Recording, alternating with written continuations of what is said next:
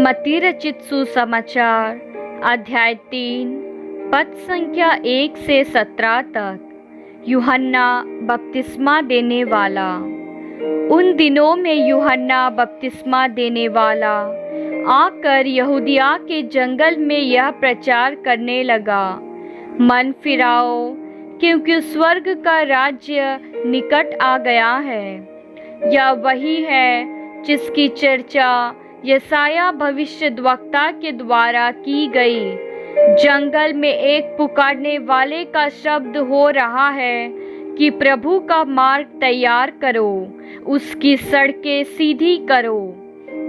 यह यूहन्ना ऊंट के रोम का वस्त्र पहने था और अपनी कमर में चमड़े का कटिबंध बांधे हुए था। उसका भोजन टिड्डियाँ और वन मधु था। तब यरूशलेम और सारे यहूदिया और यरदन के आसपास के सब स्थानों के लोग उसके पास निकल आए। उन्होंने अपने अपने पापों को मानकर यरदन नदी में उससे बपतिस्मा लिया। जब उसने बहुत से फरीसियों और सदूकियों को बपतिस्मा के लिए अपने पास आते देखा तो उनसे कहा, हे सांप के बच्चों, तुम्हें किसने जता दिया कि आने वाले क्रोध से भागो?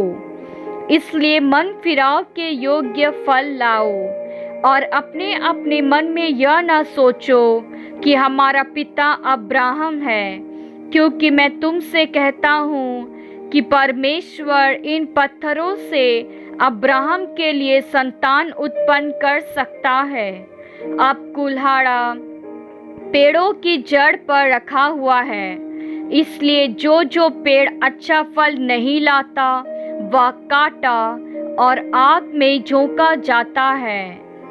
मैं तो पानी से तुम्हें मन फिराव का बपतिस्मा देता हूँ, परंतु जो मेरे बाद आने वाला है वह मुझसे शक्तिशाली है। मैं उसकी जूती उठाने के योग्य नहीं। वह तुम्हें पवित्र आत्मा और आग से बपतिस्मा देगा। उसका सूप उसके हाथ में है और वह अपना खलिहान अच्छी रीति से साफ करेगा और अपने गेहूं को तो खत्ते में इकट्ठा करेगा, परंतु भूसी को उस आग में जलाएगा जो बुझने की नहीं। यूहन्ना द्वारा यीशु का बपतिस्मा।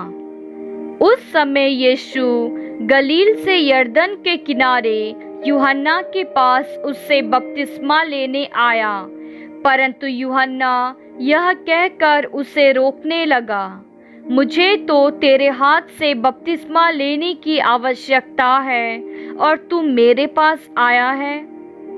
यीशु ने उसको यह उत्तर दिया, अब तो ऐसा ही होने दे, क्योंकि हमें इसी रीति से सब धार्मिकता को पूरा करना उचित है। तब उसने उसकी बात मान ली और यीशु बपतिस्मा लेकर तुरंत पानी में से ऊपर आया और देखो, उसके लिए आकाश खुल गया और उसने परमेश्वर के आत्मा को कबूतर के समान उतरते और अपने ऊपर आते देखा।